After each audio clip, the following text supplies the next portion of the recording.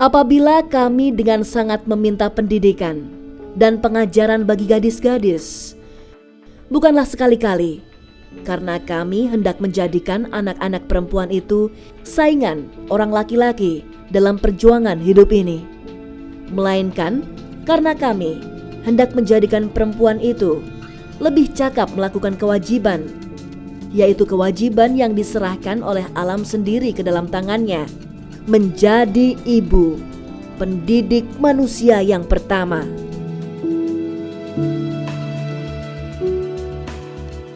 Surat ini ditulis R.A. Kartini untuk rekannya J.K. Anton dan istri di Eropa. Sebagaimana termuat dalam sebagian besar surat lain, Kartini menggerakkan pena untuk menyuarakan pentingnya pendidikan bagi kaum perempuan Bumi Putra. Surat-surat Kartini membuka tabir nasib kaum perempuan pribumi di negeri jajahan Hindia Belanda. Ia mendobrak tabu, menyalakan terang melawan kegelapan. Perjuangan yang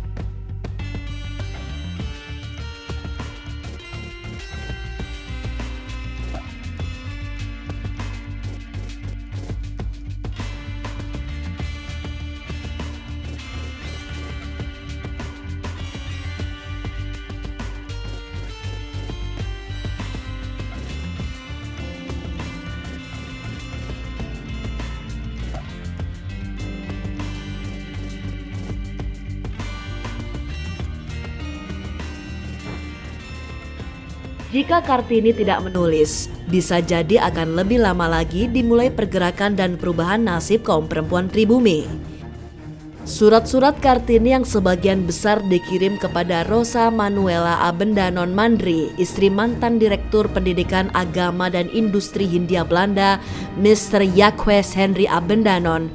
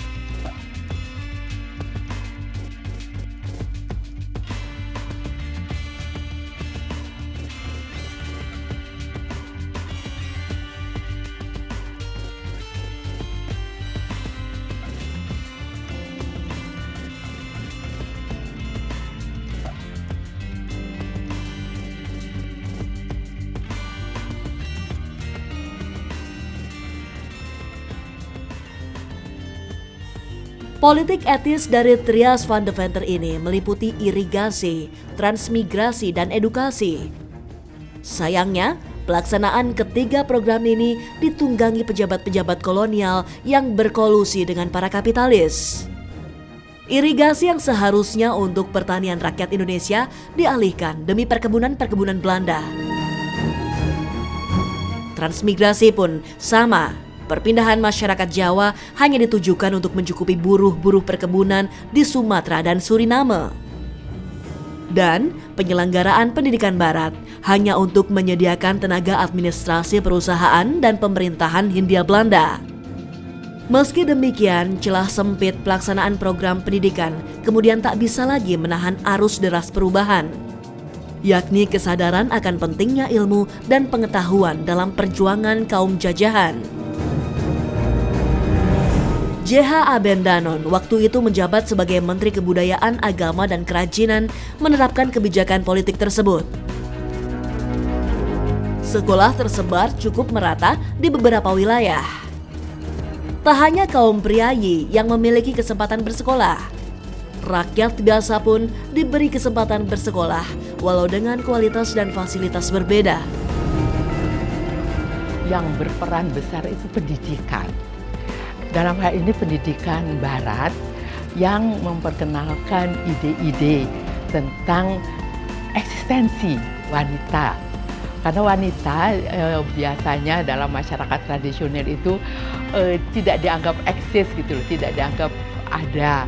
Walaupun peranannya besar, terutama di dalam kehidupan agraris misalnya gitu ya. Pendidikan juga diberikan, tapi pendidikan yang menyangkut peranan sebagai ibu, sebagai istri gitu. Nah, tapi wanita itu selalu dianggap sebagai tradisi Jawa itu konco wingking. Konco wingking itu teman di belakang. Jadi adanya di belakang lah, di dapur. Dapur tuh biasanya dulu tuh di belakang gitu ya. Sejak saat itulah, tokoh-tokoh pergerakan perempuan lain mulai bermunculan di berbagai penjuru negeri.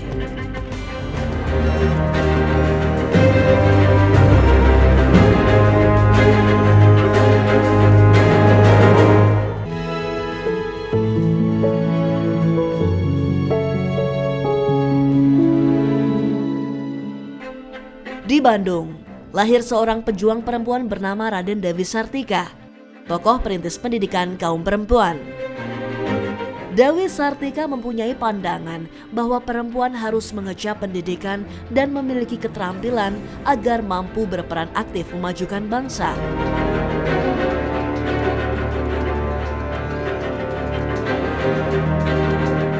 Pada tahun 1902, ia mulai aktif mengajar pendidikan dasar untuk para wanita seperti membaca, menulis, memasak, menjahit, dan keterampilan lainnya. Kegiatan ini ia lakukan di halaman belakang rumahnya. Pengajaran dasar untuk kaum perempuan ini akhirnya diketahui oleh pemerintah Hindia Belanda. Untungnya, Dewi Sartika mendapat dukungan dari C. Den Hamer, Inspektorat Pengajaran Hindia Belanda kala itu. Den Hamer pun menyarankan Dewi Sartika menemui Bupati Bandung, R.A. Martanegara, untuk meminta dukungan pendirian sekolah perempuan bagi pribumi. Akhirnya pada 16 Januari 1904, sekolah khusus kalangan perempuan pribumi pertama secara resmi didirikan di Bandung. Sekolah ini diberi nama Sekolah Istri. Aktivitas utama sekolah istri dilaksanakan di ruang Paseban Barat kantor Bupati Bandung. Pada awal berdiri, sekolah istri hanya memiliki 3 orang pengajar, yakni Dewi Sartika, Nyi Purwa, dan Nyi Uwet dengan jumlah murid sekitar 60 orang. Semakin lama sekolah ini semakin berkembang, murid dan guru bertambah banyak, pelajaran pun semakin beragam. Ruang kelas tak lagi cukup. Setahun kemudian, sekolah ini dipindahkan ke Cuguryangweg. Tahun 1910, sekolah ini berganti nama menjadi Sekolah Kautaman Istri. Nama ini pula yang sekarang dipakai sebagai nama jalan tempat sekolah ini berada. Berdirinya sekolah khusus perempuan di Bandung menginspirasi kaum perempuan di Indonesia untuk membuka sekolah perempuan di daerah mereka.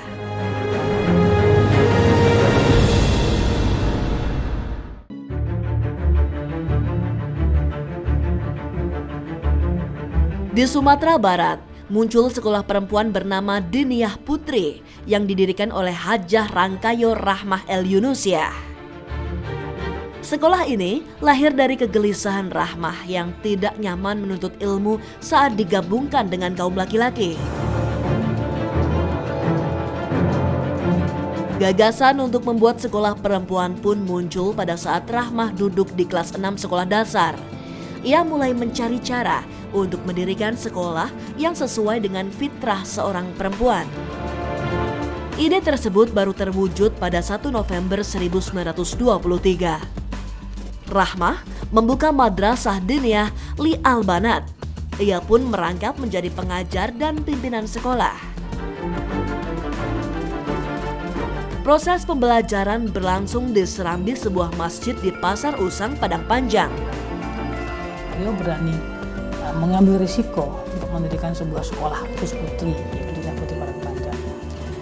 Tujuan beliau mendirikan Dinah Putri Padang Panjang adalah untuk mendidik dan menciptakan ibu-ibu pendidik yang cakap, aktif, terampil, bertanggung jawab terhadap kesejahteraan tanah air, bangsa dan negara atas dasar pengabdian kepada Allah Subhanahu wa Ta'ala. Baru pada tahun 37, Bunda Rahmah mendirikan sekolah lanjutan yang namanya Kulliyatul Muallimat Al-Islamiyah atau KMI setingkat dengan SLTA.